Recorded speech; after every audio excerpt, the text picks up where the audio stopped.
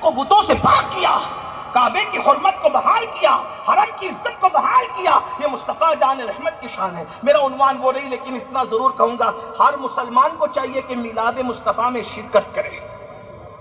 نہیں کچھ لگا سکتے ہو تو اپنے گھر کے آگے ایک بلب ہی لگا دیا کرو تاکہ پتہ چلے کوئی آنے والا ہے. ہاں، گھر اس کے سجتے ہیں نا جس کے یہاں کوئی آنے والا ہو. ہاں، آپ حضور سے رشتہ رکھتے ہو. میں تو لوگوں کو کہتا ہوں، لوگ کہتے ہیں یہ جھنڈے لگانے سے کیا ہوتا ہے؟ میں نے کہا جھنڈا لگانے سے پتہ چلتا ہے کہ آپ کی پارٹی کون سی ہے.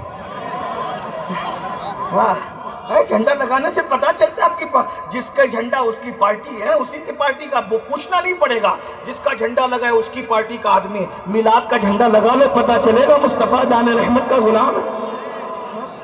کسی کو چڑھانے کے لیے نہیں بھائی، صرف اپنی عقیدت کے اظہار کے لیے. مٹھائی بانٹو، غریبوں کا خیال کرو، مفلسوں کا خیال کرو، بیواؤں کے سر پہ چادریں ڈالو، بیماروں کی جا کر عیادت کرو، بیماروں کو پھل فروٹ تقسیم کرو. ملک ہندوستان میں لوگ درخت کاٹ کاٹ کر کے ملک کا ماحول خراب کر رہے ہیں، اس لیے آپ درخت لگاؤ نا. حضور کی آمد پر جھنڈے لگانے کے ساتھ، بھائی جھنڈے تو بارش توڑ سکتی ہے، لیکن اتنے درخت لگا دو کہ پورا ملک ہرا ہرا ہو جائے.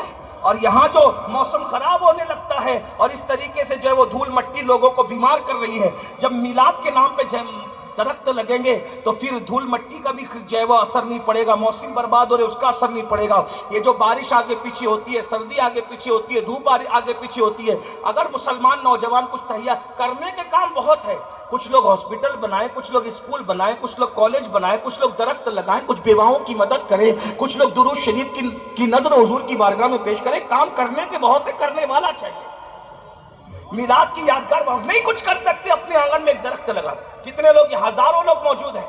ہر بندہ اگر میلاد النبی کے دن 12 ربیع الاول کو ایک درخت لگائے گا، میرے پیارے بھارت کے اندر ہزاروں درخت صرف جے پور کی سرزمین پر نظر آئیں گے.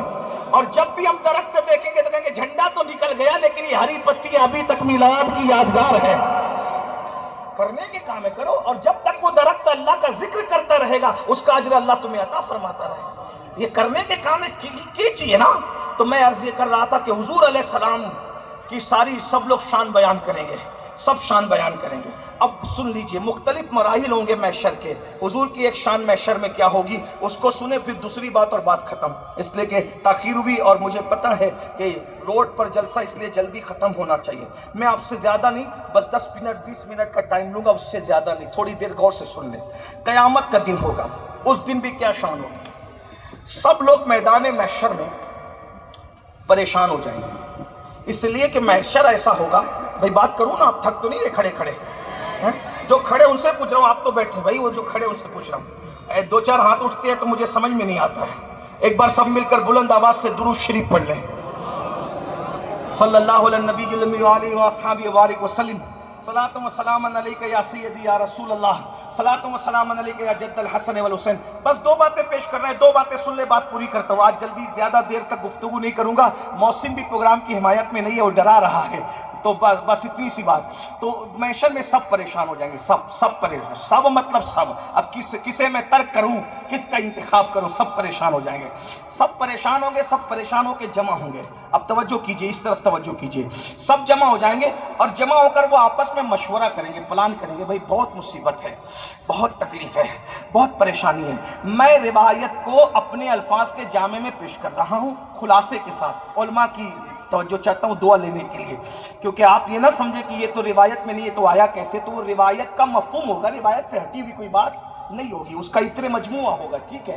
تو سب لوگ پریشان ہو کے مشورہ کریں گے، آپس میں پلان کریں گے. بھائی پریشان بہت ہے، اللہ بہت جلال فرما رہا ہے. اتنا جلال اس سے پہلے اللہ نے کبھی نہیں کیا، اس کے بعد بھی اتنا جلال کا اظہار اللہ نہیں. اس دن جلال منظور ہوگا، بہت جلال، بہت جلال. اور کون اللہ؟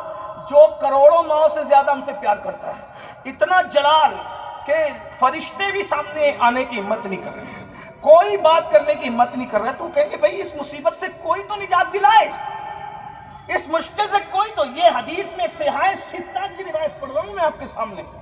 لوگوں کو سیاح ستہ سے پیار ہے، ہمیں بھی پیار ہے، ہم سیاح ستہ سے پڑھ رہے ہیں آپ کے سامنے. تو سب پریشان ہوں گے. میں مفہوم پڑھ رہا ہوں لیکن غور کریں، بہنوں کی بھی توجہ. بھئی اس مصیبت سے نکلنا تو ہے، کرے کیا کرے؟ کوئی جائے گا؟ نہیں جائے، کسی کی نہیں چلے گی. نہ مفسر صاحب کی، نہ مقرر صاحب کی، نہ پیر صاحب کی، نہ ادیب صاحب کی، نہ خطیب، نہ ڈاکٹر، نہ کسی کی کچھ نہیں چلنا ہے. بادشاہ